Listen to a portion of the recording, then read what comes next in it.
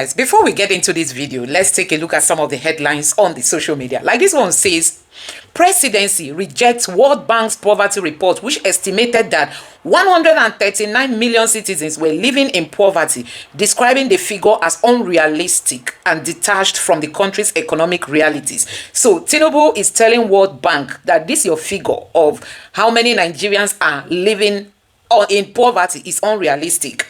This is the same World Bank that Tinubu runs to when each time he wants to borrow money. Now, World Bank is telling Tinubu that upon all the money we have given to you, we have borrowed to you, your people are still poor. Why? And Tinubu is saying your report is unrealistic. Your figures are unrealistic and they are detached from the country's economic realities. So guys, this is it. What Tinubu is telling the same World Bank that is busy borrowing them money all the time has told him that, see, your people are still poor despite all the money we are giving you. And Tinubu is saying that you don't know the exact figure of how many Nigerians are living in poverty. Now, this person reacted and said, it is the president and his cronies that are totally detached from reality. This World Bank report is quite conservative, I might add. The real figure will be very shocking. This person is saying that if the real figure is revealed, it will be very shocking. That means it will be more than the figure that the World Bank is giving to Nigerians. Now, this other person here reacted and said, rejecting the World Bank report won't translate to prosperity of the citizens. The Tinubu's administration has consistently ignored data and statistical evidence, choosing instead to govern through propaganda while the people sink deeper into hunger and hardship. Leadership isn't about denial. It's about confronting the truth and finding real solutions.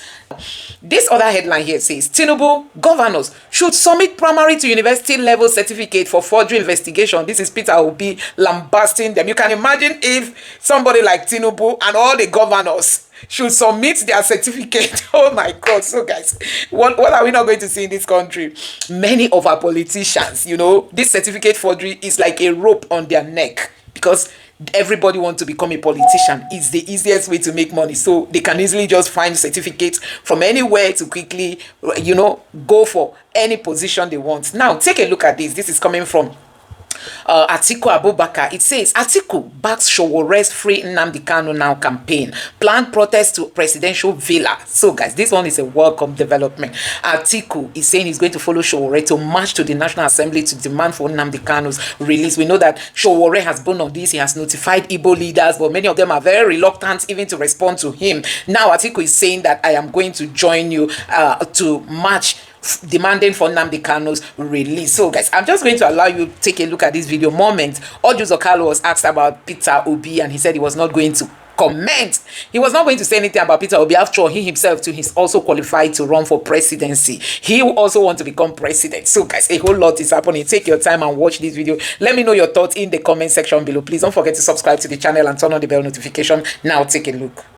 By the time another southerner will get a chance, that will be in another 12 years. 12 years plus your age now. You'll be in your 80s.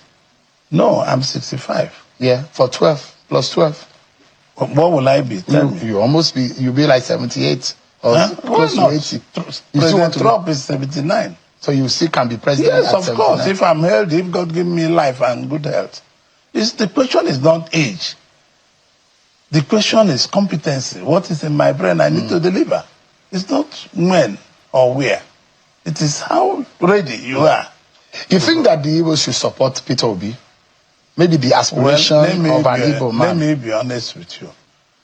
I'm a member of APC, and I don't want to discuss Peter Obi. I've told you this before in this channel. I don't want to discuss Peter Obi for any reason. Not for anything, because I don't want to discuss him. You can ask me about the leader of my party, I will answer you. Whether the question is right or wrong, I will answer you. Each time I mention Peter Obi, you become suddenly uncomfortable. No, because I don't want to discuss him. I've told you before, Sean. Yeah. Any day you want to discuss Peter Obi with me, give us 2 hours. You be in the model. Keep him there and keep me here. And we'll be able to sort it out. This is what Peter Obi do. He wasn't even your generation of governor. No. He wasn't your class of governor.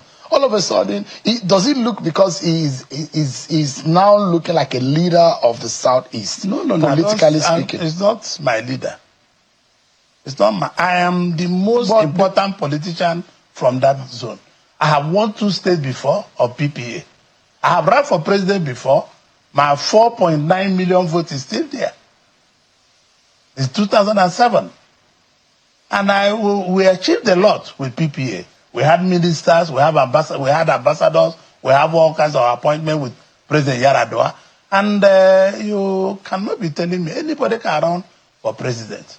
But what I want to tell you, I want you to discuss issues that concern. Because, I mean, Peter Obi seems to be the most popular Igbo man. No, why don't you politically speaking? No, you are making if you're a Labour Party, keep it to yourself. Who? You. I'm not a politician. No, listen to me. The senators asked the federal government to establish a permanent military base in the Kwara South Senatorial District. The senators particularly asked that the base be near the forest belts of the Feludon local government area to serve as a rapid response hub against worsening insecurity in the region.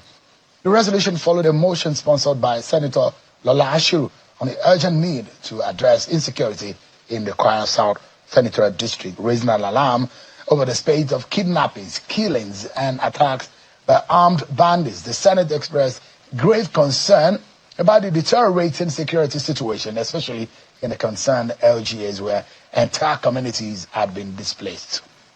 So Nigeria's political and economic direction remains a subject of deep national debate, from renewed calls now for Nnamdi Kanu's release to questions over the federal government's new borrowing plan. The issues shaping governance are as complex as they are urgent. Well, whether they are or not, I don't feel so. It's not written on me. And that's why your ambition of wanting to be president, you still have that ambition. I still have the ambition. I'm competent to be president of Nigeria. I'm very competent.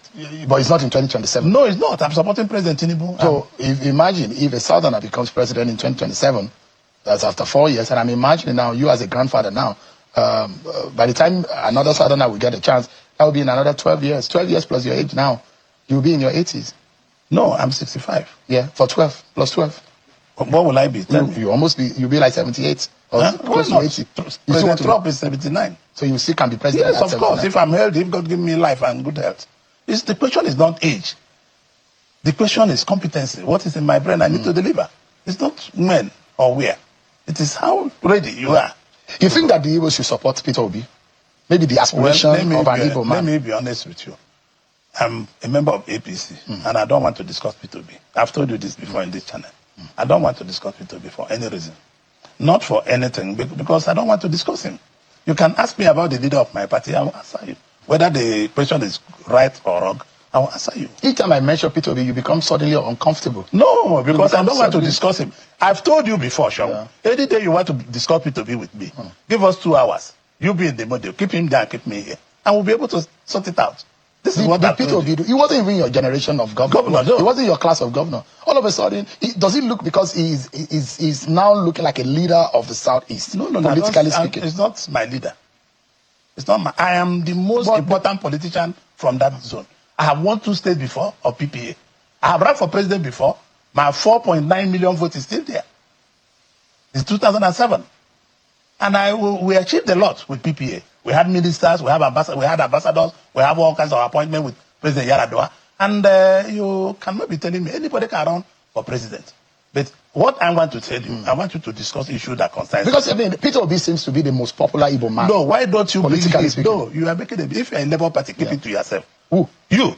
I'm not a politician. No, listen to me. For the last time, let us arrange 2 weeks' time, put Peter Obi there and put me here. On what? For what purpose? On any purpose you want us. Any question you ask me about. You get defensive. I will say mention Peter Obi. No, I will say it is present. Is it because they are saying that Peter Obi might beat your party if you contest again? Let us be serious. Can you? If you don't want to get serious, I will remove my suit and rest here. Let us be serious. I don't want to discuss. So Peter Obi matter is not a serious matter. It's not a serious matter in my chapter. That is the truth. Let's take a breather. Can I ask you? You heard a comment from former President Olusegun Obasanjo, who says that there is no one who can attribute the ambition of third term to him. You know, with very due respect to President Obasanjo, you know, what he said in Ghana was a naked lie. It's a naked fallacy. Because many people, David Mark is alive, Ogbeha is alive, all those people, they're alive. They walked through. May so rest in peace, Senator Chukwu Medije one day brought 50 million they shared and asking me if he would take as his governor. I said, go and give it to him back. Even so they offered you 50 million. They offered them. I wasn't in the Senate. Even the National Security Advisor now, nobody who know that Obasanjo was lying. So he was at the center of the whole thing. So, and personally, what was my quarrel with him? Because I was the one who told President Thabo Mbeki that he was running for third term. I was the one who told President Bush. I was the one who told these two presidents who called him. I was the one who told Mandela, may so rest in peace, that they sent for him and said, are you running for third term? He met with President Thabo Mbeki in September of one of those years in New York during the hunger. So I don't know, should Nigeria really be based on lies for statesmen? That is unheard. Now, former President Obasanjo said, quote, I'm not a fool. I am telling you, I wanted a third term. No. Just listen, just a moment, sir. He says, quote, I'm not a fool. If I wanted a third term, I know how to go about it. And there is no Nigerian dead or alive that will say, I called him and told him I wanted a third term. So I'm from Cameroon. I'm not a Nigerian. Did he tell you that he wanted to run? Yes, of course. He told me in Villa. He told me that I was. You visited me in the Villa? Of course. And he told you he wanted to run. That was the beginning. I told him it wasn't possible. He has already convinced some governors. They are alive. Which that governors? They should, all the governors that were governors when I was governor. They convinced them, let us do third term. There were people like me and a few others who said no, including President Tinubu. Is that where your problem with him started? That was where my problem with him started. And I told him it's not possible. I'm a committed Christian that I have taken an oath with the Bible that we will do 8 years. Eh?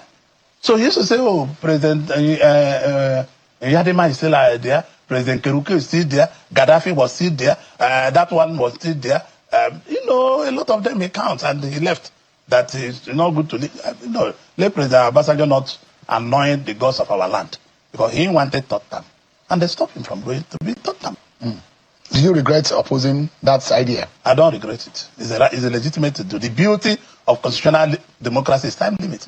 If you are in democracy and the constitution says 8 years, anybody who wants to go more than 8 years in our country is asking God, what will you do? And it is not right. So he wanted third term. So he told you, because he said that he never told anyone alive. If his late wife was there, he would say it. Yes, he told me. He told many governors from the north. I mean, let us be fair. If those governors are courageous enough, they should come out. He said so. He wanted third term. It's not hidden. Why was he quarreling with Governor Peter Odili? He wanted third term. So let us not be deceiving ourselves. The man wants to rewrite history. History cannot be rewritten. He wanted third term, and we stopped him from not getting third term. You didn't stop him because you were thinking about the nation. You stopped him because you don't like Obasanjo. No, we stopped him because of our constitution. Our constitution is the ultimate of everything. The U.S. helped to stop him, and that was it. The U.S. also participated. Of course, the U.S. government supported to stop him. That's under President Bush. That was under President Bush. So they supported to stop him. So why did he remove Adolf Mubarak? Why did he remove all these people? Why? I don't want to talk about third term. All those people who claim they supported or they did this in third term, we are not near it. So Nigeria must be very grateful to the United States of America, who stood for right and for good of the nation. There are those who think that someone like Goodluck Jonathan, maybe his time is not yet over politically. Is a comeback for Goodluck Jonathan. What does it portend for your party? If I'm President Jonathan, I will not think of running for election. Why not? Because first of all, it's constitutionally banned by law, and nobody can do more than 8 years of our constitution. So anybody telling... Are you speaking on the point of law no, as a politician? Both point of law and as a politician. You might be wrong. Listen to me. Legally speaking. No, I'm not a politician. I'm an entrepreneur who found myself in politics. Because I have second address, third address, and fourth address. So any person who thinks he can... If I'm Goodluck Jonathan, I just become the statesman I am. And let me be honest with you. You want to hear the truth. You know, I say the blunt truth. None of these people parading that will defeat President Tinubu. When you say none? I say all the people you think that are parading.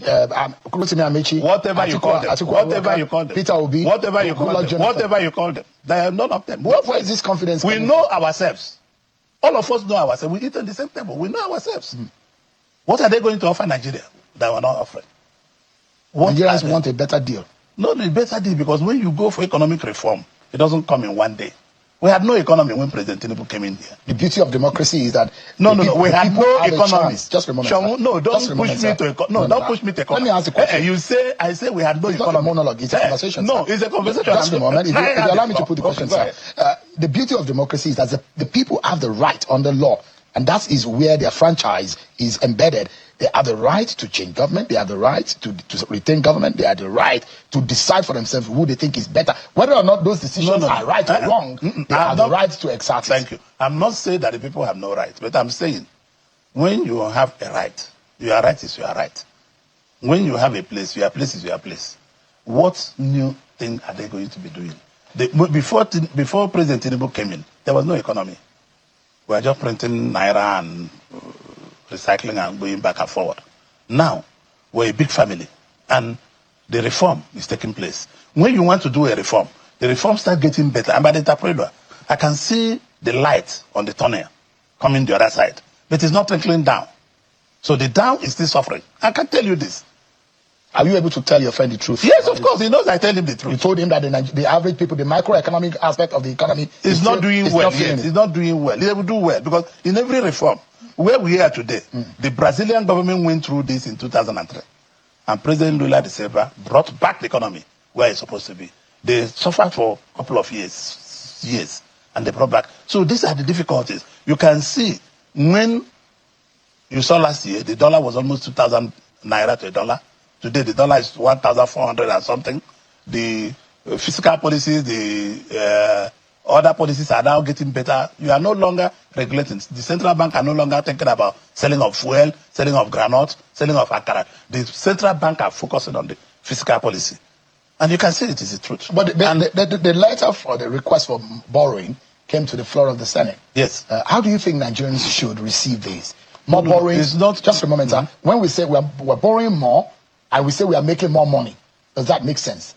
No. Listen, borrowing does not mean you cannot borrow. It's what you use the money to do. I'm always against borrowing for not implementation of infrastructures. If it's borrowing to do infrastructure, we are better off. If it's borrowing to do rail lines, we are better off. If it's borrowing to do roads that improve the lives of Nigerian people, we are better off. The borrowing to pay salaries is what I don't like, honestly. But the borrowing today is necessary because in economy, when you are down, let me tell you, because we are Nigerians, I'm not sure you travel to even Obomosho in your village. You don't travel anywhere in the world, so you don't understand the world economy. I'm talking about you, since you want to hit me. If you see, the world economy is in trouble. I know your children and wives live in America, but you don't travel anywhere. You are sitting down here harassing politicians and businessmen. But what I'm telling you is that the world economy is in trouble. And when economies are in trouble, what do? Do you close your hands and allow the economy to get grounded? You have to borrow. But your mouth, you're making more money. And you're giving more money to the more money is also going to when you shut down the subsidy. Yes, because the share of the federal government is not enough for investment of federal government. So the federal government have to borrow. Because this money is shared. Do you want President Tinubu to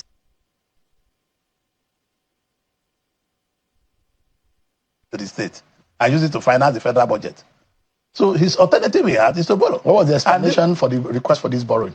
No, it's for investment. Investment in infrastructure. And you know it's true. You know the borrowing is right, and we have not even reached the threshold of our borrowing. So for me, I don't see anything wrong at all in borrowing. It's what we are doing with the money. So we are Gus. Why don't people give 4 years? My greatest pain is that Nigerian people are suffering down the line. But we need to go through this economic reform. We are not going to go halfway, and this is when SAP started. People say SAP. We need to go back, and the drawback, the benefit we didn't get. You people should encourage President Tinubu. I will advise all those. We are not yet on the election date. I would like to appreciate all those running for president to come together in a round table. Let us provide their own experiences and advices to President Tinubu so we can come together and bring out and work on the economy and let Nigerian people enjoy what God has given to them. All right. We're due for another break, but I'm curious though, Governor Kalu, because when you say that Igbos they're not being fairly treated, and I know that someone like Godswill Akpabio is from the South, Tajuddin Abbas is from the Northwest, President Tinubu from the Southwest, Vice President Kashim from the Northeast region. Do you think maybe in 2027, if your party gets back, an Igbo Senate presidency will be a fair deal? I'm not going to discuss that. Do you want to be Senate president? I'm not going to discuss. Is that your ambition? I'm not going to discuss that with That's what you want to be? I'm not going to discuss Anything that with president you. to your name is what you want to be? I'm not going to discuss that with you. That's what people around you say. No, I'm not president of Nigeria. You I'm want not to be Senate president in 2027? I'm not president of Nigeria. Why can't you just tell Nigerians? No. your Only political president ambition? of Nigeria decides what. But that is what you are telling people that you want to do? No, have I told you so? Have you not discussed with your friends? No, did I tell you so? No, but I didn't tell you have so. you told your friends that you wanted to be Senate president? No, did I tell you so? So I'm asking. So Who is my friend? If you become Senate president, would that be a fair deal for the Igbos? I'm qualified to be anything. I'm qualified to be. So I'm asking, would that be a good one for the Igbo, I don't Igbo know, nation? but what would be fair is to give Igbos president of Nigeria. Including Senate president? Including anything, they can give it to them. Igbos deserve everything you want to give them. Give me a moment. We'll go for another break. And when we return, our closing moment with Senator Oji Jokali. We'll be right back. Thanks so much everyone for staying with us. Senator Oji Jokali here with us. Our closing moments now with AIM. Thank you so much, Your Excellency. The Minister of Science and Tech and Innovation resigned over allegations of forgery, also perjury. How did he scale the screening? And you were part of the Senate that screened him, and you guys didn't see that coming. Well, we are not supposed to be looking at certificates. Our duty is to screen the candidate, not certificates. And the Senate did a very good job by screening him. And I congratulate him for resigning, because if you have anything that is in conflict with what you do, you quietly resign, and it's a honorable thing to do. So I'm not even thinking it's an issue for discussion. Do you think it's a dent as you're one of the leaders of the Southeastern APC? You've lost one person in cabinet. President Tinubu will replace another one. That's one. When one door closes, another window opens. It's just that I pity him. He's a very good friend of mine, and unfortunately, it happened. You heard what Atiku Abubakar said about the situation, that he brings disrepute to this cabinet and dishonor to this cabinet, that you find a minister whose university degree certificate and NYC certificate is in contention. But how did such a person even get nominated for that? It's not the first in the world. Even in the U.S. Congress, there are people their university degree were in dispute. I don't want to discuss what any other person said. Is yours in dispute? No. So why do you think this is normal? I mean, I'm not saying it's normal, but I'm just saying that it's not something should be facing the country now. What should be facing the country is the economic problem. We are a people that is trying to build a reputation. Yes, we are trying to help the world think and know that we are good people. Listen and so to me. when you have... What the man has done is honorable. It's not supposed to be issue for discussion again. The man found out that whatever he has done is wrong, or whatever he did is not right. You don't fear prosecution for him because he's in the realm of perjury and it's in the realm of criminality. Perjury and forgery. You can't do the job of the Inspector General of Police. Allow the Inspector General of Police to decide what his job will be. So why do we like to castigate people over the television or something? Allow the people that is their job to go and do it. Give us an understanding of what you see for 2027. I see a lot of confidence. It's as if you people have written the result, the way you are so confident. It's 2 years away to the election, but you come with a lot of confidence. Tinubu is going to win. APC is going to win. No. My confidence shows you because, like in Abia, for the first time, President Tinubu will win there. Because we are working very hard. What gives you the confidence? What gives you the confidence is interaction with the people. Do you know the percentage of vote President Tinubu had in the whole of Southeast? For what he had in 2023 is immaterial. I'm looking at the future. And you and your friends in the APC want to deliver 100% to Bola Tinubu in Abia State. No, listen to me, not 100%. President Tinubu is going to make a role. Possibly in 2023, I didn't put all my best. In 2027, if God give me good health, as I am, I'll put in my best. I'll go there to live for 5 months. Mind you, 2023, I just went there for 3 weeks and the election came. I'm going to be there for 4 months, 5 months, living in the place, campaigning every day and night. And you think that will deliver Abia for APC? It will deliver Abia to President Tinubu and for APC, yes. Are you deceiving the president that you can deliver Abia? Me deceiving the president? Because I don't need anything from the president to deceive him. Look, as a political journalist, just for a moment, sir. No. Just for a moment. No. Look at the trend and the pattern, sir. Your party has done badly in the last 3 elections in the Southeast. Your party in the presidential election has not been able to pull any weight in the Southeast. So how come you want to win? Your party has not won any Southeast state presidential election since 2015. I'm not going to talk to you anyway. Mind you, my senatorial district, Buhari had 68%. That's your central district. Yes, that's my scenario. And President Tinubu is going to repeat the same thing. President Tinubu will have almost, if we work very hard with our people, we have almost the same 68-70% from the people of Abia State. Buhari had 68% because I sat down there and I campaigned day and night. In 2027, if God give me good health and give me the way it is, I'll be there to campaign for President Tinubu. I was telling you and you are arguing with me. I can take a bet with you, but I'm going to be there. You know how I campaign, that I go day and night. I go from morning to night, house to house, room to room, and he will win. Yeah.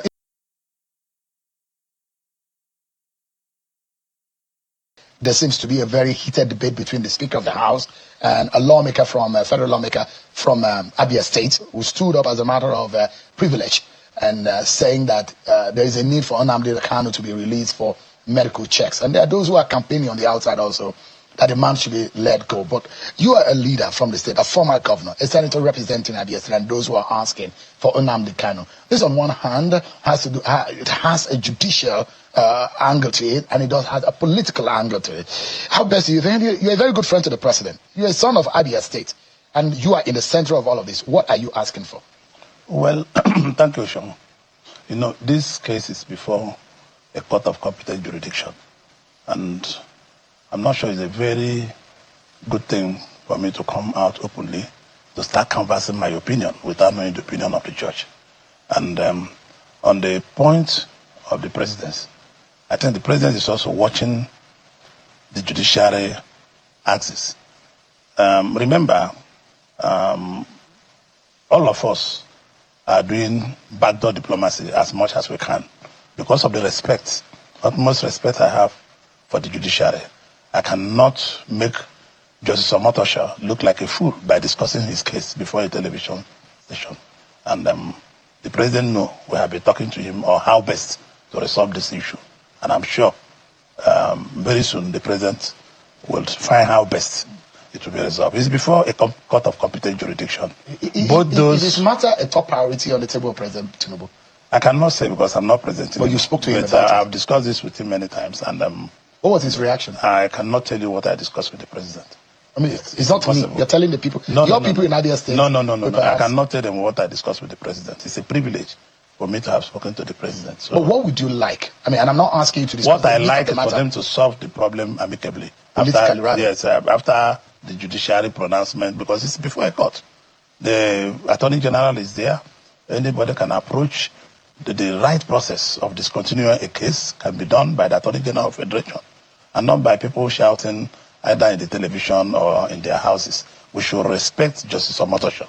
And this is what I've always told Nigerians. We must respect the decision of our courts.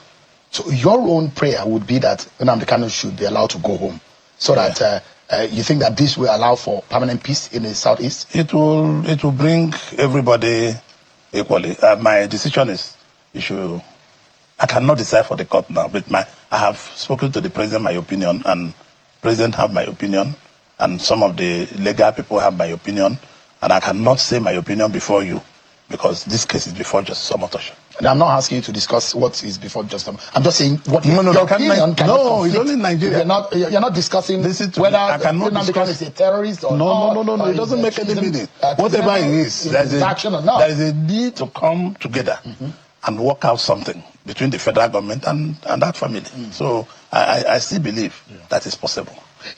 Look at what happened with Simon Ekpa and in the Finnish court and what we are seeing in the southeast. Before Simon Ekpa was being arrested at the federal government in Nigeria, and I had spoken with the CDS at the time, and in fact I asked him the question at the town hall when he told me about what their plans, the prayer to the Finnish government, about the activities of Simon Ekpa all the way in Finland and how it's affecting the southeast region of the country. Sit at home, and it does look like there seems to be some calm in the southeast region. What do you make of the Simon Ekpa situation and how it has been handled so far? No, I cannot discuss such things. Why not? Now? Because I have told you, I've discussed this matter with authorities, high authorities in Nigeria. That was nnamdi Kanu's matter. Whether Ekpa's son, I've also discussed with the authorities in Nigeria. You seem to be a bit politically. You are trying to be political. Is it because this is going to affect you politically? No. Listen to me. You know my position about national issues. Because this case is before Justice Omotosh. Simon Ekpa's case is not before. No, all of them are the same. They No, have been no, it's not. It's not, sir.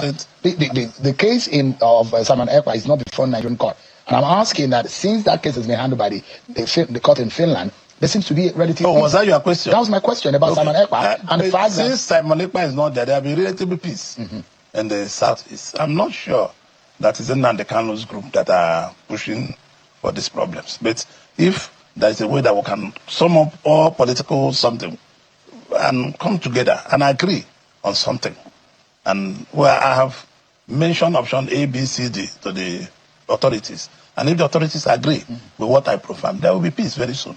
If they agree, with respect to Justice Omotosh's court. You are one that has told me, and I remember, this was several years ago, it's about 14 years ago now, or 13 years ago, I interviewed you in your Victoria Island house in Lagos when you told me that the Igbos are marginalized, and you said it recently to me also that the Igbos are marginalized. Look at what is happening in Lagos, for example. There are some senators who went to the trade fair complex and who said like whatever has happened there is some kind of marginalization. How do you see this? Yes, you can say that. You have not had. I'm sure that people have not used when President Tinubu was Governor Tinubu. I was Governor Chikalo in Abia. We had a long run that we were able to settle those matters. There were houses built on canals. I went to Aspanda, I went to Alaba Market, I went to Oshodi Market. On many occasions with Governor Tinubu then now President Tinubu. We inspected all those things. And we were able to call Templars and how to ameliorate the sufferings of the people. And I'm sure Governor Showolu cannot wake up and want to suffer the Igbos. But if that is what they are doing, it is not the rightful thing to do. They could have come to a middle cross road. You have breaking the law, and this is the penalty of breaking the law, and this is what you will do. If, when President Tinubu was Governor Tinubu, we sorted those things out, myself and him. And we were able to have the common ground. The position of the Lagos State government here is that they've given notices. And there is also this issue about the federal government and the state government, who has a control over land and its usage, and who owns the property. Where the federal government's own property resides in a particular state, who has the upper hand, who is in control, who is in charge, whether or not those inhabitants or those who own those structures have legitimately gotten the right of occupancy or the right to erect those properties from the Lagos State. There are a lot of questions. No, usually it's strong. When the land is by water, you set back. Some are owned by federal government, some are owned by the state government. I cannot see. I'm still going to go to Lagos. I'll make effort to reach to Governor Showolu and his authorities. I'm going to see those things by myself, because if government has said they are set aside and you contravene it, and notices have been given to you, both parties, I'm just saying, because of economic, Lagos state government might be right, because of economic problems, they could have resented by not going to pull down the buildings and find a better solution. I'm not saying when you do what you are not supposed to do, you are wrong. But because it could be that some of your brothers there were wrong. They might be wrong. Why not? Because if I gave a setback and you did not follow the setback, the house will be pulled down. When you told me, and you've said this a few times, that Igbos are marginalized, in the scheme of things, now you belong, at that time, you don't belong to the ruling party. And there is a clamor for I've never been in the ruling party. At the time when I was two-term governor of... I'm saying that when we had that interview, you were not the governor. I was not a governor, I was not a senator. Yeah. So, and you said that it was a time for Igbo presidency at the time. Do you think it's the time for Igbo presidency in 2027? Well, I'm in a party where we have made a decision to feed President Tinubu for the second time. Even if I feel that it's for Igbo presidency, those thoughts are no longer visible, because I'm caged up in a party where I have signed to nominate President Tinubu, so it's no longer visible. I don't think it is visible, but the party I belong to have chosen a presidential candidate.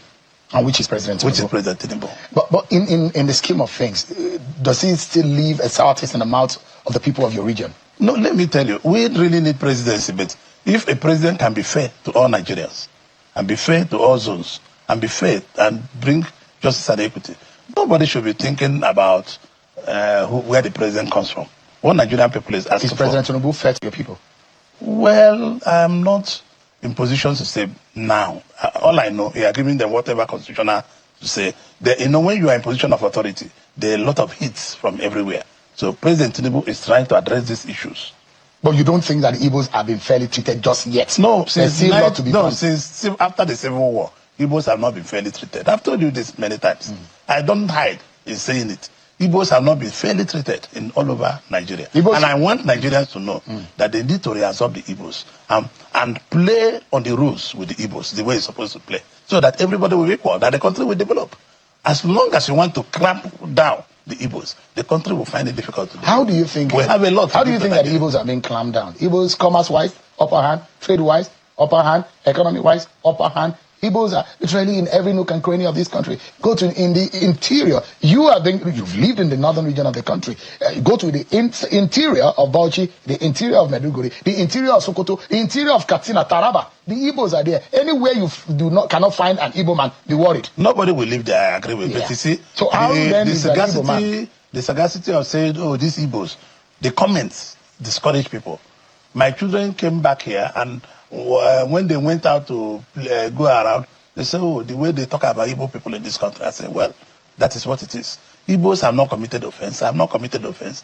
I didn't know how the Civil War started. I didn't know how it ended. And we should forget about that. Look at small Rwanda, with all the hatreds in that country. You can see the progress they have made. We should be able to leave this tribalistic something, leave religion, leave ethnic, leave the language I speak." For almost 50 years now. You think that the Igbos are not forgiven, or they are not? No, they have not been forgiven. How do you think we can correct this? It's by being fair to everybody. But like you have tried to drag me to talk about the court of Justice Omotochi, I told you no, because it's not fair to talk about that court. I'm following the law. What would be fair to be done to the Igbos that will make the Igbos think that they just are part of them the and put them of the nation? as a part of the country? How? Which President Tinubu is trying to do now. Bring them back. He's trying to do, but he has not done it. No, he's doing it. I mean, our roads are improving, our everything are improving on the way, unlike the way they were left before. Before, nobody talks about the express road. Look at it. Done the Port Harcourt express. We're going to Port Harcourt, doing the Enugu Long Panther Express Road. Is doing a lot of roads in our area, a lot, and a lot of investment that President Tinubu is doing, particularly in my state. Do you think that this issue that you are saying, this marginalization or not being unfair, do you think a lack of trust? Do you think it's one of the reasons why an Igbo man has not been Nigerian president since 1999? I might think so. Not only 1999, because you see, the country have grown so large that it will be difficult to break the country. People have intermarried, people have done investment, people have done all kinds of things. When you watch Mission, I will use Enyimba Football Club to always give you an example. When I was governor, the Enyimba Football Club was there. We never pattern on anything that is not the best. You see, the left foot back, Shaun, Mohammed, Okafor, Ekpenyong, everybody. I used the best 11 to achieve what Nigeria wanted to do. And that is my belief. That is what is in my head. And I believe that every Nigerian have a role to play. And Igbo should not be demonized. Oh, Igbo, all kinds of names. My children were so upset the day when they went to Worcester Market. And we cannot... You think that Igbos are seen as second-class citizens in this country? Guys, let me quickly take you through some of the reactions from the headlines that we saw at the beginning of the video. Let's start with Tinubu rejecting the figures coming from the World Bank. World Bank is where they always go to borrow money. Now, World Bank is saying upon all the money we have given to you, Nigerians are still poor. And Tinubu is saying that this report is wrong. Now, somebody here reacted and said, this report is false. Nigeria's population is roughly 220 million. 220 minus 139, it means that 81 million is 81 million. Is World Bank saying that there are up to 81 million people in Nigeria that are not poor? Nigerians are even saying that this figure from World Bank is wrong, that normally maybe let me say like 200 million Nigerians are poor. That's what people are trying to say, that World Bank, this your figure 139 is wrong. More than 139 million Nigerians are actually poor. Now, let's go ahead with more reactions. This other person here says World Bank. Nigeria is doing well with economic reform. Federal government, BAT is working. World Bank, Nigeria's debt will reduce by 40% in 2027. Federal government, no be my nose. World Bank, 139 million Nigerians living in poverty. The figure is unrealistic. So guys, this has been the back and forth between the Tinubu's government and the World Bank. World Bank will come out and praise them anytime they maybe after giving them loan, they will come and praise them, and then later when the loan is not showing on the lives of the people, they will now come out to say that many people are living in poverty. This person said, this presidency self na mumu. You rejected a World Bank report that rated and wants us to believe that millions of households got the so-called jingle bell money. The worst presidency in history. Oh my God. So these people are actually saying that the World Bank in the report even favors Tinubu to have given him 139 million, the numbers of people living in poverty, meaning that Tinubu is doing well, because if you actually look at the figure, close to 2 million Nigerians are living in poverty, because those that were like middle class, they've all slipped into poverty lines. Now, this other person say, I fully accepted the poverty report of the World Bank. However, in a different perspective, 139 million Nigerian citizens may have been suffering from poverty of the pocket, finance, and poverty of the mind, intellect. If you put the two together, it can add up or more. And another person here said, they will continue to reject, but the truth is staring everywhere in the face. The government can manipulate their statistics to come to claim that all is well in Nigeria, but they can't manipulate the stomach of its hungry citizens, despite the government using propaganda to rule the truth. This one is powerful. Another person say, yes, over half of Nigerians live in poverty. 27 can't afford healthy meal, even if they spend all income on food. World Bank. That means World Bank gave this report before now. The person said the certificate of the master strategist havoc. Another person here said, even if you give Tinubu 30 years, Nigeria will never work. As in, you know what Wahala once said, Tinubu will achieve nothing. And this person say, do we need the World Bank to tell us that Nigerians are living in poverty, but has never stepped into the rural areas to see the suffering firsthand? He lives in a bubble. The president's remark only exposes how deeply this regime is disconnected from reality. Poverty is not. Poverty is not, like the federal government saying there's no poverty. This person reacted and said, reject all you want. Your rejection doesn't dismiss the stark reality that aligns with the World Bank poverty report. It is what it is. Nigerians are suffering immensely from the impact of your dispassionate policies. More sufferings will come in. More sufferings will come in the coming. More suffering will come in the coming. It is sad that the World Bank knows Nigeria more than the government knows. The shameless government keeps subjugating the people and pushing them into poverty while praising themselves. Shame on the government. Another person here say, always rejecting every report from international observers.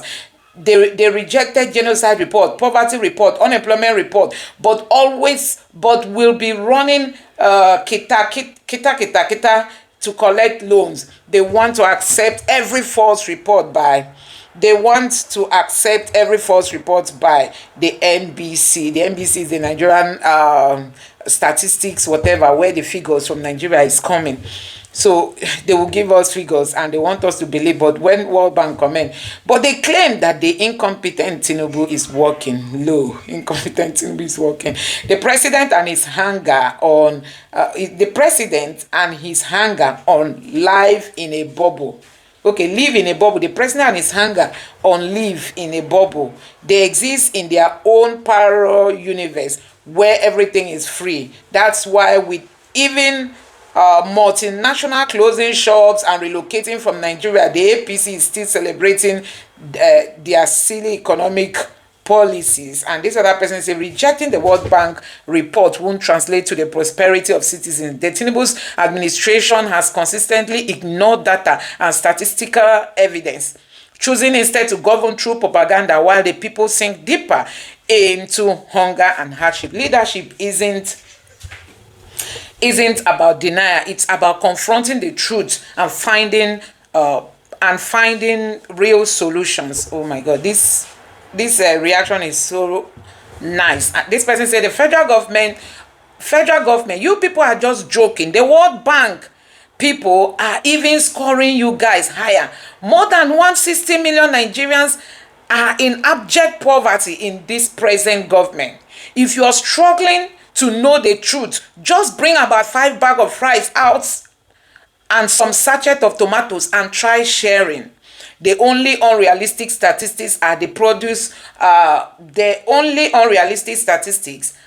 those produced by the illegitimate, corrupt, and murderous APC Tinubu government, Nigeria. Such are always hogwash, full of lies, and designed for propaganda only. So, guys, Nigerians didn't welcome the Tinubu's reaction that the World Bank is giving. And this other person has said it is the president and his cronies that are totally detached from the reality. The World Bank report is quite conservative, I might add. The real figure will be very shocking. Hey, this other person here said they are rejecting it to save their faces while Nigerians are dying and forced to endure hardship so they can be treated as king. God, oh, this person added negative words. Let's just leave it there. Another person here said people will no get certificate. They condemn report.